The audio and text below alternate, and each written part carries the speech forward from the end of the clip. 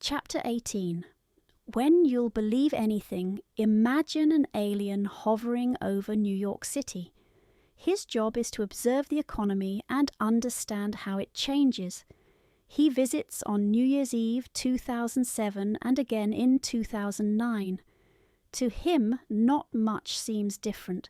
The city is lit up, people are celebrating, the buildings and infrastructure look the same, and the people still hustle through daily routines. But beneath this visual continuity, a deeper shift has occurred, one that the alien cannot see. Between those 2 years, Americans lost $16 trillion in household wealth. 10 million more people were unemployed. The stock market was worth half as much. What changed wasn't visible from above. It was the story people began to tell themselves about the economy. In 2007, the prevailing narrative was one of stability, trust in housing prices, confidence in financial markets. In 2009, that story had collapsed, and with it, so did confidence, jobs, spending, and the economy itself.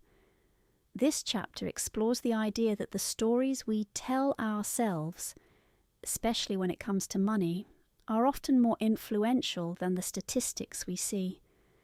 Housel calls these appealing fictions.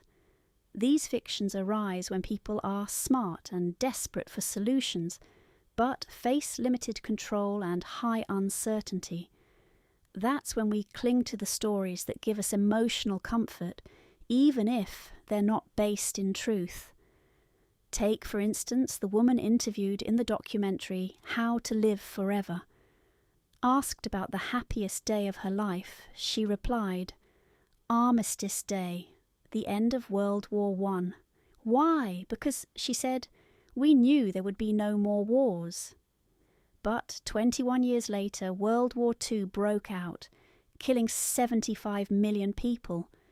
The story she believed was beautiful, but it wasn't true. The more we want something to be true, the more likely we are to believe a story that overestimates the odds of it happening. Financial markets are full of such fictions.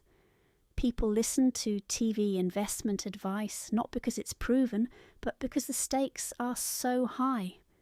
A 1% chance of success becomes irresistible when the reward is life-changing. Investors often default to these stories not because they're logical, but because the outcome they hope for is so desirable. In another example, Husserl describes how even his 1-year-old daughter already creates her own version of reality. She doesn't understand money, bills, or work, but she has built a story of how the world works. Blankets mean warmth, mum brings comfort, dates taste good. Adults do the same. We all interpret the world through limited mental models and fill in the gaps with narratives we've crafted.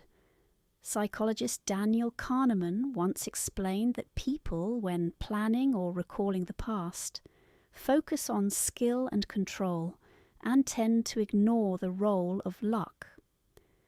Entrepreneurs, for instance, often believe their company's success will depend entirely on their effort and vision, but in reality the outcome is also shaped by competitors, the economy, and unpredictable forces beyond their control.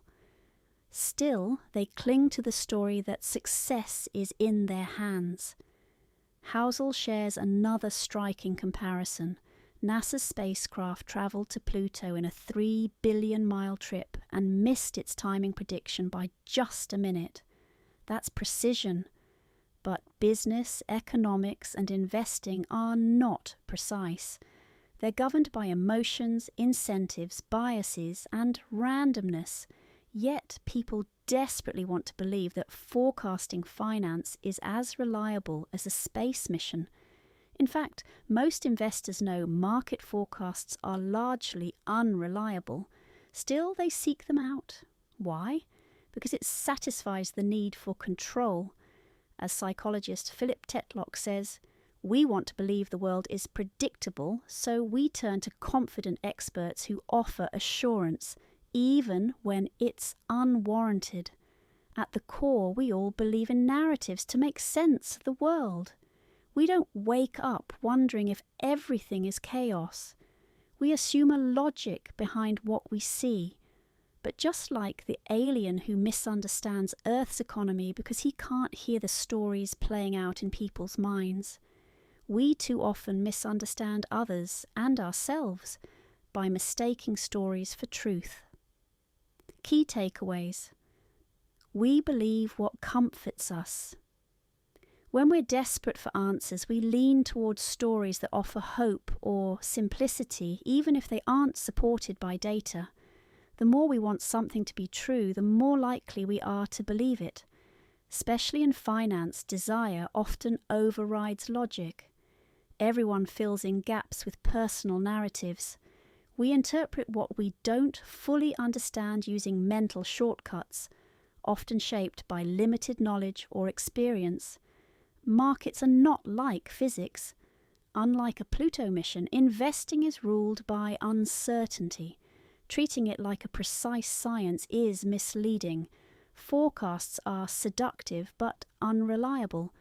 People crave control, so they listen to confident predictions, even when those predictions often fail. This audio is created and narrated by Ch.18.